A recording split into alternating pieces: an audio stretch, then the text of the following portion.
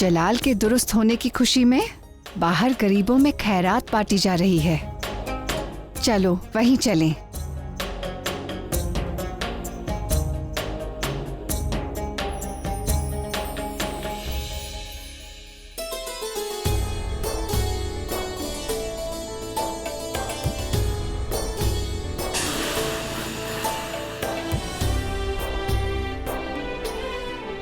शहंशाह जलाल जिंदाबाद।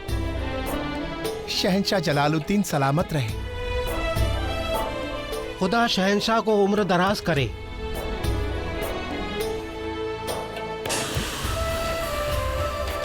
उनका खजाना हमेशा आबाद रहे।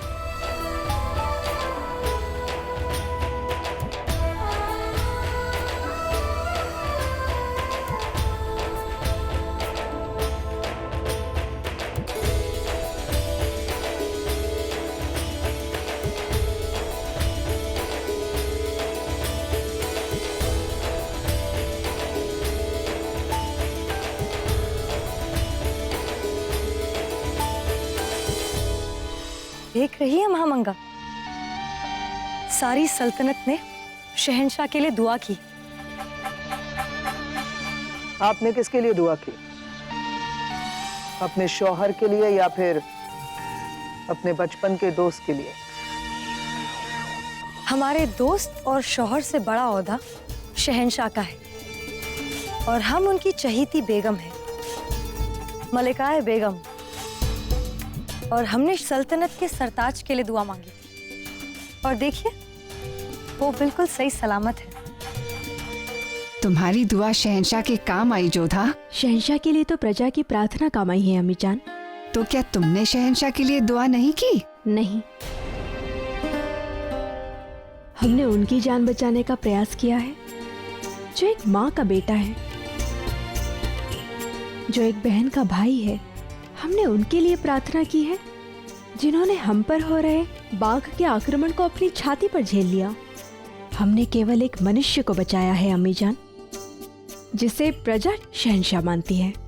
बहुत खूब जोधा।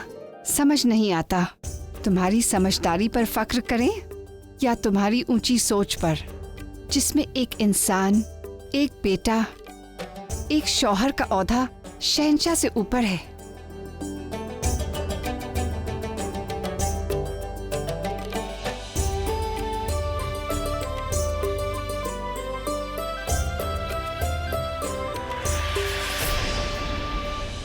आपके दिलो दिमाग में शहंशाह का रुतबा अपने शौहर और अपने बचपन के दोस्त से कहीं ज्यादा ऊंचा है। बेगम रुकैया इसीलिए आप आवाम की मलिकाए बेगम तो बनी रहेंगी, लेकिन शौहर की बीवी कभी नहीं बन पाएंगी।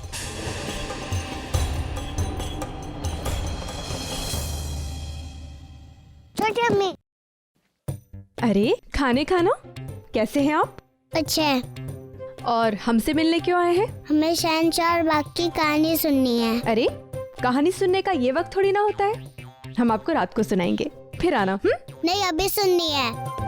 खाना खाना की ख्वाहिश पूरी नहीं हुई तो शहंशाह से हम शिकायत कर देंगे। अच्छा, क्रोधित मत होइए, हम आपको कहानी सुनाते हैं। आइए सुनिए। एक बहुत बड़ा जंगल था, वहाँ पर शहंशाह और बेगम दोनों अकेले थे। दोनों नहीं, तीनों। बाघ भी था ना वहाँ? हाँ, बाघ भी था, लेकिन वो दूर खड़ा था। फिर क्या हुआ, बताओ ना। फिर शहंशाह के पास एक नरनाल थी जिससे वो आखेट करना चाहते थे, तो बेगम ने उस नरनाल में से बारूद निकाल दिया। क्यों? क्योंकि बेगम को लगा कि उससे शहंशाह हिरण या खरगोश का वध कर देंगे, उनको मार डालेंगे। बेगम ने बहुत अच्छा किया। हाँ, लेकिन बेगम नहीं जानती थी कि वहाँ बाघ आ जाएगा और हमला कर देगा। हाँ, यदि बेगम को पता होता कि कोई हिंसक पशु भी आक्रमण कर सकता है तो वो नरनाल में से बारूद कभी नहीं निकालती। फिर क्या, शहंशाह बाघ पर टूट पड़े और बाघ शहंशाह पर टूट पड़ा। दोनों में गुत्थम गुत्था हो गई, कभी बाघ शहंशाह पर, कभी शहंशाह बाघ पर, ऊपर नीचे दाएं बाएं। बहुत ही भयानक भिड़ंत हुई। फिर क्या, बाघ ने शहंशाह को घायल कर दिया, लेकिन शहंशाह ने भी बाघ को घायल कर दिया और ये होते होते अंत में विजय शहंशाह की हुई। बाघ मारा गया। शहंशाह की फटाई हुई, शहंशाह की फटाई हुई। बहुत बहादुर है शहंशाह। वो फल किसके लिए है? वो शहंशाह के लिए है। हमें भी खाना है। रहीम, हम आपको अलग से दे देंगे, वो शहंशाह के लिए ही है। इससे शहंशाह को हम दे आए। अरे वो बहुत भारी है, आप नहीं उठा पाएंगे। खाने खाना में बहुत ताकत है।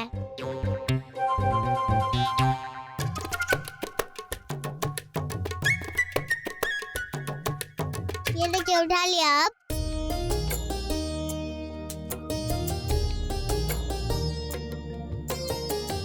ठीक है, इसे आप ही शहंशाह को दे आइए। तुम भी साथ में जाओ।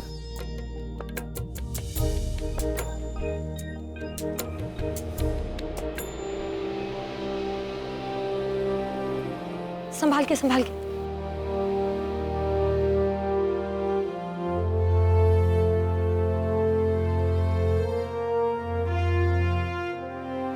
जलाल, आपको भूख लगी होगी ना? देखिए, हम आपके लिए सेवैयां लेकर आए हैं। नहीं शहंशाह, आपको ये फल खाने चाहिए, इससे ताकत मिलेगी। तुम जल्दी बढ़ेंगे।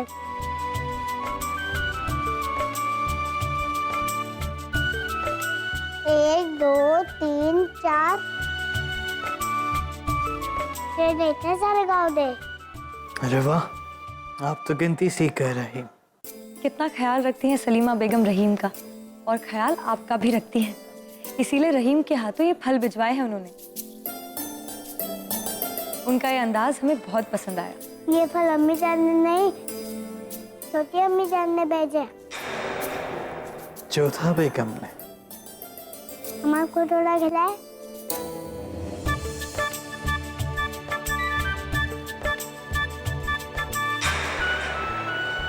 अब हम चलने जाए?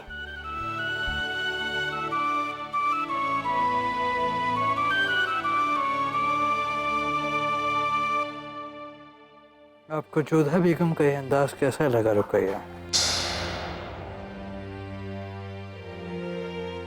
नरनाल से बारूद निकाल दिया उन्होंने। उनके दर्द देने के इस अंदाज के सामने सब फीका है। दर्द दिया है पर दर्द की दवा भी।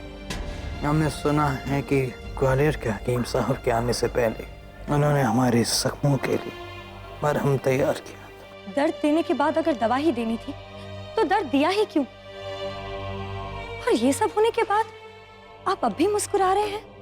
हमें तो बहुत गुस्सा आया था और इस हरकत का हमने उन्हें करारा जवाब भी दिया, एक के बाद एक तमाचे मारकर। हमें आपका ये अंदाज ठीक नहीं लगा रुकैया। इतनी बड़ी गुस्ताखी, इतनी छोटी सजा। अगर जोधा बेगम की जगह कोई और भी होता तो हम शायद यही करते। हम अब भी यही कहेंगे रुकैया। इतनी बड़ी गुस्ताखी और इतनी छोटी सजा।